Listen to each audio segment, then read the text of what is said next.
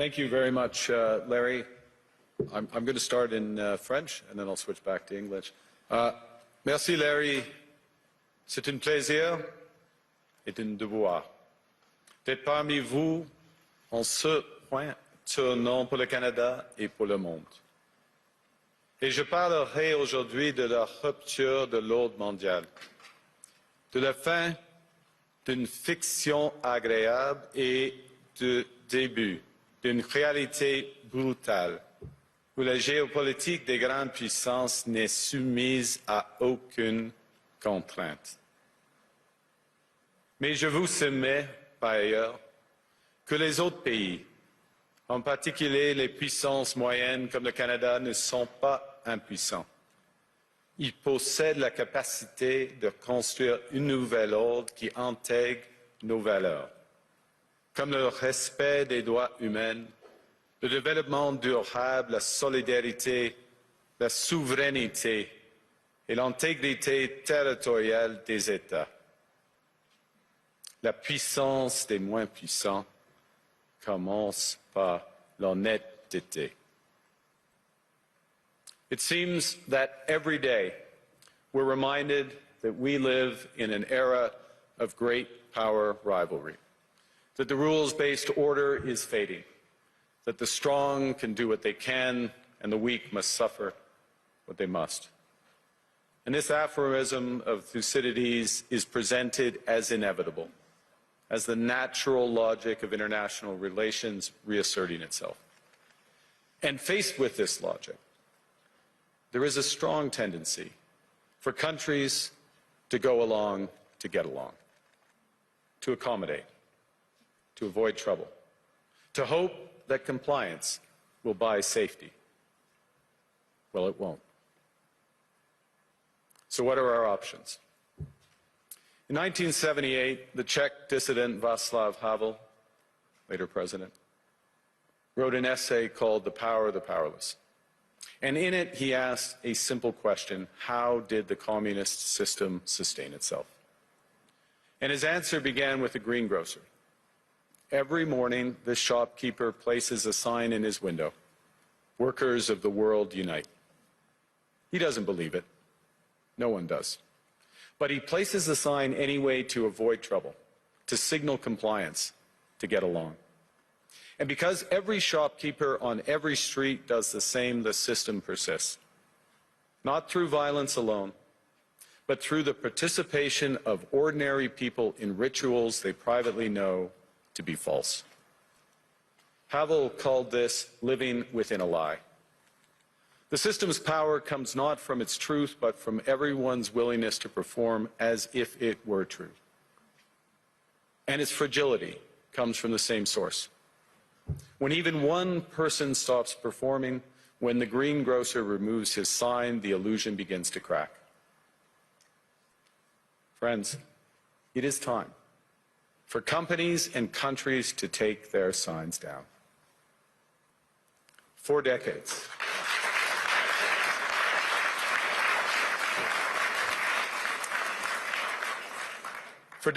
countries like Canada prospered under what we called the rules-based international order. We joined its institutions, we praised its principles, we benefited from its predictability. And because of that, we could pursue values-based foreign policies under its protection. We knew the story of the international rules-based order was partially false, that the strongest would exempt themselves when convenient, that trade rules were enforced asymmetrically. And we knew that international law applied with varying rigor depending on the identity of the accused or the victim. This fiction was useful, and American hegemony in particular helped provide public goods, open sea lanes, a stable financial system, collective security, and support for frameworks for resolving disputes. So we placed the sign in the window.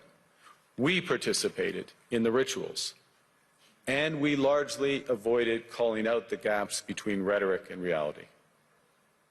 This bargain no longer works. Let me be direct. We are in the midst of a rupture, not a transition. Over the past 2 decades, a series of crises in finance, health, energy, and geopolitics have laid bare the risks of extreme global integration. But more recently, great powers have begun using economic integration as weapons. Tariffs as leverage, financial infrastructure as coercion, supply chains as vulnerabilities to be exploited. You cannot live within the lie of mutual benefit through integration when integration becomes the source of your subordination. The multilateral institutions on which the middle powers have relied, the WTO, the UN, the COP, the architecture, the very architecture of collective problem solving are under threat. And as a result, many countries are drawing the same conclusions, that they must develop greater strategic autonomy in energy, food, critical minerals, in finance and supply chains. And this impulse is understandable. A country that can't feed itself, fuel itself, or defend itself has few options. When the rules no longer protect you, you must protect yourself. But let's be clear-eyed about where this leads. A world of fortresses will be poorer, more fragile, and less sustainable. And there's another truth. If great powers abandon even the pretense of rules and values for the unhindered pursuit of their power and interests, the gains from transactionalism will become harder to replicate. Hegemons cannot continually monetize their relationships. Allies will diversify to hedge against uncertainty. They'll buy insurance, increase options in order to rebuild sovereignty. Sovereignty that was once grounded in rules but will increasingly be anchored in the ability to withstand pressure. This room knows this is classic risk management. Risk management comes at a price. But that cost of strategic autonomy, of sovereignty, can also be shared. Collective investments in resilience are cheaper than everyone building their own fortresses. Shared standards reduce fragmentations. Complementarities are positive sum. And the question for middle powers like Canada is not whether to adapt to the new reality. We must. The question is whether we adapt by simply building higher walls or whether we can do something more ambitious. Now, Canada was amongst the first to hear the wake-up call, leading us to fundamentally shift our strategic posture. Canadians know that our old, comfortable assumptions that our geography and alliance memberships automatically conferred prosperity and security, that assumption is no longer valid. And our new approach rests on what Alexander Stubb, the President of Finland, has termed value-based realism. Or to put another way, we aim to be both principled and pragmatic. Principled in our commitment to fundamental values, sovereignty, territorial integrity, the prohibition of the use of force except when consistent with the UN Charter, and respect for human rights.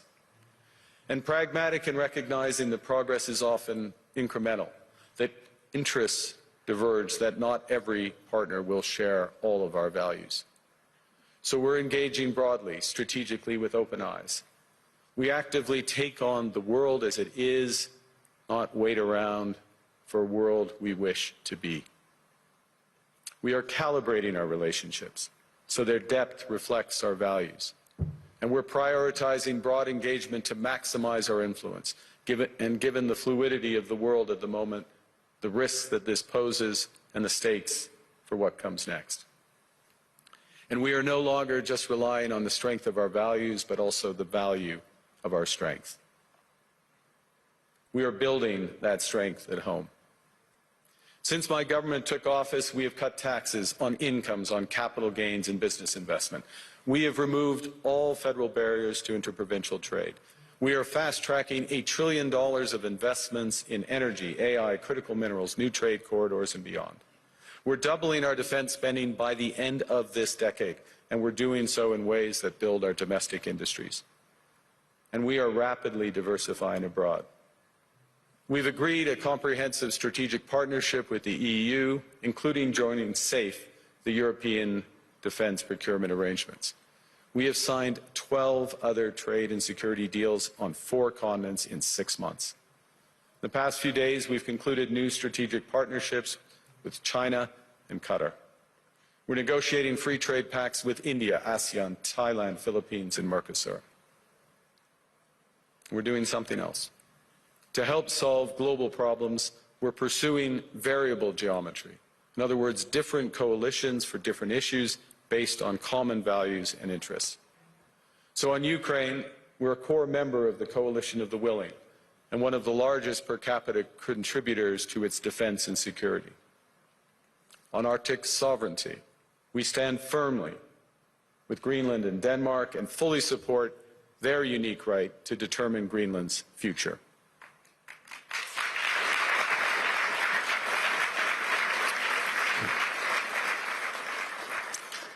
Our commitment to NATO's Article 5 is unwavering. So we're working with our NATO allies, including the Nordic-Baltic 8, to further secure the alliance's northern and western flanks, including through Canada's unprecedented investments in over-the-horizon radar, in submarines, in aircraft, and boots on the ground, boots on the ice. Canada strongly opposes tariffs over Greenland and calls for focused talks to achieve our shared objectives of security and prosperity in the Arctic. On plurilateral trade, we're championing efforts to build a bridge between the Trans-Pacific Partnership and the European Union, which would create a new trading bloc of 1.5 billion people. On critical minerals, we're forming buyers' clubs anchored in the G7 so that the world can diversify away from concentrated supply. And on AI, we're cooperating with like-minded democracies to ensure that we won't ultimately be forced to choose between hegemons and hyperscalers. This is not naive multilateralism, nor is it relying on their institutions. It's building coalitions that work, issues by issue, with partners who share enough common ground to act together. In some cases, this will be the vast majority of nations. What it's doing is creating a dense web of connections across trade, investment, culture, on which we can draw for future challenges and opportunities. I argue that middle powers must act together because if we're not at the table, we're on the menu. But I'd also say that great powers can afford for now to go it alone. They have the market size, the military capacity, and the leverage to dictate terms. Middle powers do not. But when we only negotiate bilaterally with a hegemon, we negotiate from weakness. We accept what's offered. We compete with each other to be the most accommodating. This is not sovereignty. It's the performance of sovereignty while accepting subordination. In a world of great power rivalry, the countries in between have a choice: compete with each other for favor, or to combine to create a third path with impact. We shouldn't allow the rise of hard power to blind us to the fact that the power of legitimacy, integrity, and rules will remain strong if we choose to wield them together. Which brings me back to Havel. What does it mean for middle powers to live the truth? Well, first, it means naming reality. Stop invoking rules-based international order as though it still functions as advertised. Call it what it is: a system of intensifying great power rivalry where the most powerful pursue their interests using economic integration as coercion. It means acting consistently, applying the same standards to allies and rivals. When middle powers criticize economic intimidation from one direction but stay silent when it comes from another, we are keeping the sign in the window. It means building what we claim to believe in. Rather than waiting for the old order to be restored, it means creating institutions and agreements that function as described. And it means reducing the leverage that enables coercion. That's building a strong domestic economy. It should be every government's immediate priority. And diversification internationally is not just economic prudence, it's a material foundation for honest foreign policy, because countries earn the right to principled stands by reducing their vulnerability to retaliation. So Canada. Canada has what the world wants. We are an energy superpower.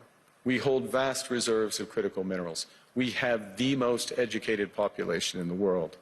Our pension funds are amongst the world's largest and most sophisticated investors. In other words, we have capital, talent. We also have a government with immense fiscal capacity to act decisively.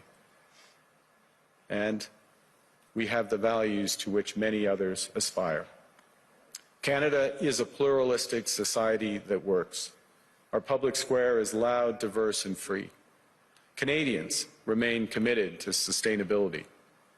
We are a stable and reliable partner in a world that is anything but. A partner that builds and values relationships for the long term. And we have something else. We have a recognition of what's happening and a determination to act accordingly. We understand that this rupture calls for more than adaptation. It calls for honesty about the world as it is. We are taking the sign out of the window. We know the old order is not coming back. We shouldn't mourn it. Nostalgia is not a strategy. But we believe that from the fracture, we can build something bigger, better, stronger, more just. This is the task of the middle powers. The countries that have the most to lose from a world of fortresses and the most to gain from genuine cooperation. The powerful have their power. But we have something too. The capacity to stop pretending, to name reality, to build our strength at home, and to act together. That is Canada's path. We choose it openly and confidently, and it is a path wide open to any country willing to take it with us. Thank you very much.